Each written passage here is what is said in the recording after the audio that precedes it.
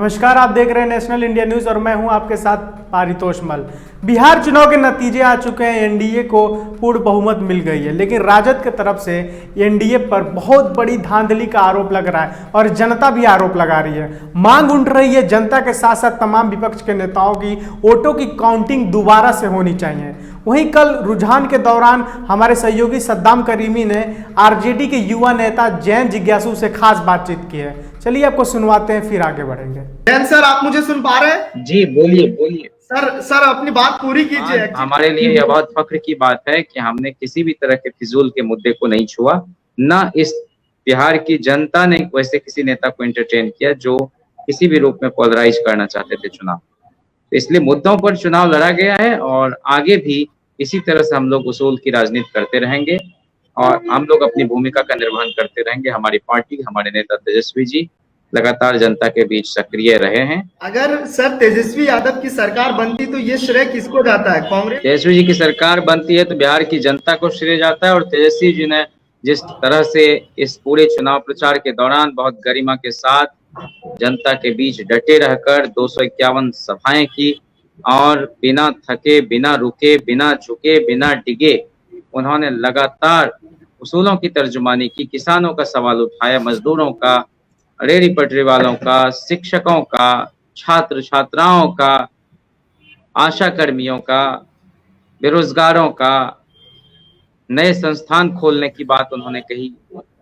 बेगूसराय में दिनकर के नाम पर, मिथिलांचल में कर्पूरी जी के नाम पर यूनिवर्सिटी कायम करेंगे सरकार माने के साथ। अभी तक यही था कि शिक्षा पर जो खर्चा हो बजट का 10वां हिस्सा हो, सरकार बनने के बाद वो 22% जो है बजट का वो शिक्षा पर खर्च करेंगे। ये सारी बातें ऐसी हैं जिसके दूरगामी असर बहुत अच्छे होंगे। चुनावी नतीजे तो जनता तय करती है और जनता के विवेक पर हमें भरोसा करना चाहिए। जनता जो भी फैसला करेगी हमें शिरोधार्य हो कि 12 बजे के बाद, अगर मैं पिछले चुनाव की बात करूं तो 12 बजे के बाद तस्वीरें कुछ और साफ होती है। जो गांव कस्बे के वोटर होते हैं जिन्होंने आरजेडी को चुना है, जिन्होंने वोट किया है, उसको लेकर जो ज्यादा रुझान है अभी जो है वो शहरी इलाकों का हो रहा है। तो उम्मीदें तो यही लग रही है। नहीं, आप सही कह रहे हैं कि पिछले चुनाव में 12-1 बजे तक कई चीजें स्पष्ट हो गई थी कि हम सरकार में आ रहे हैं। इस बार कोरोना के बाद बूथों की संख्या भी बढ़ाई गई है, ईवीएम की संख्या बढ़ी है। बैलेट पेपर की गिनती के वक्त हम लोग काफी आगे थे और वो इस बात का परिचायक था, जो कि हम लोग रहते नहीं है बैलेट पेपर की गिनती। वो नौकरी करने वाले लोग वोट करते हैं, जो और लोग हैं वो सब वोट करते हैं, उसमें शहरी इलाके के लोग सब होते हैं। तो लेकिन वो सरप्राइजिंग रहा इसलिए कि शिक्षकों का बड़ा समर्थन रहा। जो शिक्षक परिवार है, जो नियोजित शिक्षक हैं, उन लोगों ने उनके परिवार के लोगों ने हमें वोट किया, ऐसा हम समझते हैं। और उनके मुद्दे जो समान काम समान वेतन के रहे उसको बहुत प्रमुखता से हम लोगों ने उभारा और हमारे नेता ने कहा कि हम ऐसा करेंगे, उनको देंगे समान काम के लिए समान वेतन।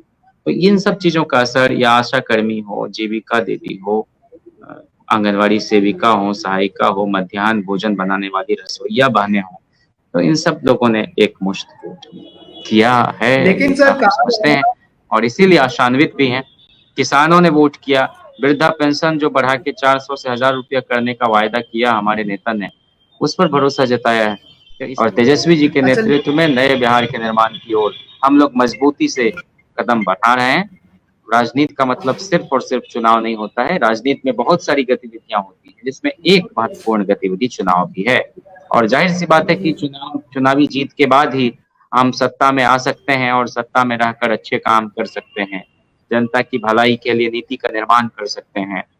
हम लोग के नेता ने 5000 किलोमीटर सड़कों का निर्माण कराया 18-20 महीने के अंदर पीडब्ल्यूडी मिनिस्टर रहते हुए, और इतनी पारदर्शिता के साथ काम किया, तो वो सब एक मिसाल है और उन्होंने करके दिखाया है।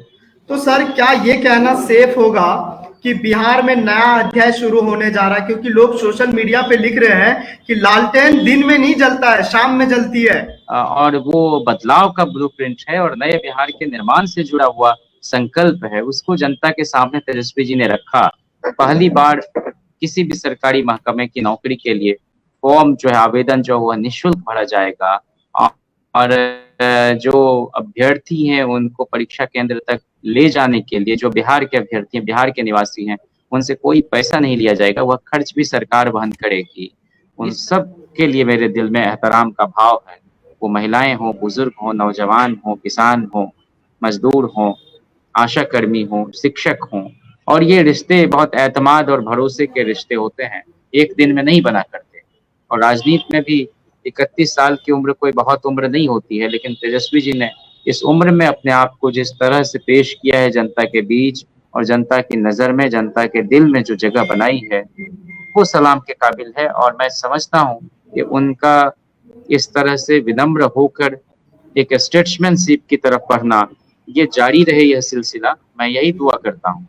और चुनाव आते जाते रहते हैं, जीत में भी थोड़ा उम्मीद के अनुरूप परिणाम नहीं आने के बाद भी एक स्थित प्रज्ञता का भाव बना रहना चाहिए, विचलित नहीं होना चाहिए। और हमने 2004 से लेकर अब तक बहुत चुनाव जीतते हुए भी, बहुत चुनाव हारते हुए भी देखा है अपने दल को, इसलिए कभी गर्वोन्मत्तता की स्थिति में भी हम नहीं जाते, और न तो हम कोई हतोत्साहित होने वाले लोग हैं। जनता पर भरोसा है, जनता के बीच काम करेंगे, लगातार काम करेंगे। अभी 40 साल तेजस्वी जी को राजनीति करनी है कम से कम, तो इसलिए हमारा दल और मजबूत हो, जनता का समर्थन इसको हासिल हो, और जो गठबंधन है राजद, कांग्रेस, सीपीआई, एमएल, सीपीआई और सीपीएम का, वह गठबंधन आगे भी जनता के हितों से जुड़े मुद्दे को उठाता रहे, किसानों के सवालों को केंद्र में रखकर बातचीत करे। जो शिक्षक हैं उसके पद बहुत खाली हैं और रिटायर होने के बाद वह पद समाप्त हो जाता है, तो शिक्षा व्यवस्था को दुरुस्त करना बहुत जरूरी है, क्योंकि बिना इंस्टीट्यूशन बिल्डिंग के नेशन बिल्डिंग की बात करना बहुत कोरी और बहुत बेमानी बात होगी। इसलिए बिहार से जुड़े हुए जो भी लोग हैं वो जानते हैं कि यहाँ पर जो बजट है बिहार सरकार का, उसका 60% ही खर्च हो पाता है, 40% नहीं खर्च होता है, और 80,000 करोड़ रुपए के आसपास। और बजट कितना है? बजट है आपको 2 लाख और कुछ हजार का, तो कुछ हजार करोड़ का। तो ये बजट सही दिशा में खर्च हो, और 2 लाख आपको 11,761 करोड़। तो इसलिए ये राशि सरेंडर नहीं करे, जो भी सरकार आती है वो इस दिशा में सोचे, काम करे। और तेजस्वी जी के नेतृत्व में सरकार बनती है तो वो हर हाल में चाहेंगे कि बिहार के गरीब लोगों का पैसा सही मद में खर्च हो। 24,500 करोड़ रुपए जो जल जीवन हरियाली के नाम पर बंदरबांट के रूप में हम लोग देख रहे हैं, वह उसकी पुनरावृत्ति नहीं हो। जो 500 करोड़ रुपया सिर्फ और सिर्फ अपनी छवि के निर्माण के लिए, चेहरा चमकाने के लिए नीतीश जी खर्च करते रहे हैं विज्ञापन पर, ये सब धंधा बंद हो। और 10,000 करोड़ रुपए की जो समानांतर अर्थव्यवस्था चल रही है, उगाही के नाम पर, शराबबंदी के नाम पर अवैध ढंग से जो सरकार तक पैसे पहुंचते रहे हैं, ऐसा लोग बार बार कहते रहे हैं, वो सब खत्म हो तो बिहार में पैसे की कमी नहीं होगी। और जमशेद अशरफ तो इन्हीं के मंत्री थे जब इनका पहला कार्यकाल था नीतीश जी का, उन्होंने आबकारी घोटाला उजागर किया, सृजन घोटाला बहुत बड़े पैमाने पर आपके सामने ही है, मुजफ्फरपुर में जो लड़कियों के साथ वो सब कुछ सामने है। हम चाहते हैं कि बिहार में ये सब सिलसिला खत्म हो, बिहार अपनी पूरी ऊर्जा और ताकत के साथ अपने आप को संवारने में, बनाने में आगे बढ़े, हम सब यही चाहते हैं। और उसके लिए तेजस्वी जी जिस भी भूमिका में होंगे वो शानदार तरीके से जनता की लड़ाई लड़ते रहेंगे, सड़क पर उतरते रहेंगे, वो लगातार नागरिक में विभेद पैदा करने वाले कानून के खिलाफ दबाव डालकर भी मुख्यमंत्री पर बिहार विधानसभा के अंदर प्रस्ताव पारित कराते रहेंगे। और जितने भी जन विरोधी काम होते हैं, चाहे किसानों के खिलाफ काम होने वाले बिल को किसान बिल और नियम कानून बताया जाता रहा है इस देश में, लेकिन जो कॉन्ट्रैक्ट फार्मिंग है उसमें आप देख रहे हैं कि उन लोगों के साथ क्या सुलूक होगा। उनको उनकी इच्छा के विरुद्ध अनाज उपजाया जाएगा उन्हीं की जमीन पर। जो आवश्यक वस्तु है, जो जिसको सरकार तय करती है, गेहूं चावल जो खाद्यान्न है, उसको आवश्यक वस्तु की सूची से बाहर कर दिया गया है। इससे कालाबाजारी बढ़ेगी, मुनाफाखोरी बढ़ेगी, जमाखोरी बढ़ेगी। हम समझते हैं कि तेजस्वी जी इन सारे बुनियादी बातों को लेकर लगातार संघर्ष करते रहेंगे, और सरकार बनने पर हमारी पार्टी निश्चित रूप से इन लोगों को, कमजोर वर्ग के लोगों के कल्याण के लिए हमेशा तत्पर रहेगी। जो उद्योग धंधा लगाना चाहते हैं बिहार में, उन सब के लिए उस तरह का माहौल हो, कोई न्यूनतम या शून्य हस्तक्षेप हो, उनको फलने फूलने का और शांतिपूर्ण माहौल में काम करने का अवसर मिल सके, इसके लिए लॉ एंड ऑर्डर की स्थिति को तुरंत ठीक करेंगे।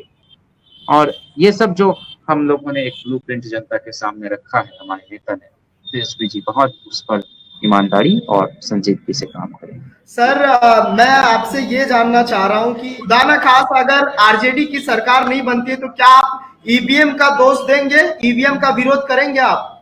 नहीं, मैं कह रहा हूँ कि सरकार चाहे जिस भी रूप में गठित हो, हम तो ये मानते हैं कि जिस चीज पर भी संदेह हो उसको संदेह के बाहर, दायरे से बाहर लाना चाहिए और जनता का भरोसा जमे लोकतांत्रिक चुनावी प्रक्रिया पर, ये बहुत जरूरी है और दुनिया के बहुत सारे मुल्कों ने ये। लेकिन ईवीएम वगैरह अब मशीनी चीज है, उसमें कितना मैनिपुलेशन कब क्या हो जाता है उस पर कई लोग संदेह जताते रहे हैं। तो उसमें हमारा सिर्फ इतना कहना है कि उस संदेह के बादल को छांटा जाना चाहिए। ये काम सरकार का है, चुनाव आयोग का है। आखिर में सर चलते चलते एक सवाल, तो सर आप मान रहे हैं कि आरजेडी की सरकार बनने जा रही है?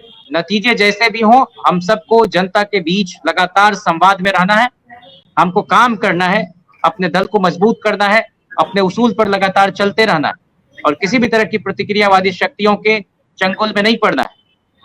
हम लोगों की मूल पहचान ही है एक समाज के अंदर कैसे हम भाईचारा को कायम रख सकें, कैसे विकास के काम में छोटे छोटे कुटीर उद्योग धंधे जो हैं उसमें अपनी ऊर्जा जोड़ते रहें। तो इन सब कामों में हमारी दिलचस्पी है और ये काम जारी रहेगा।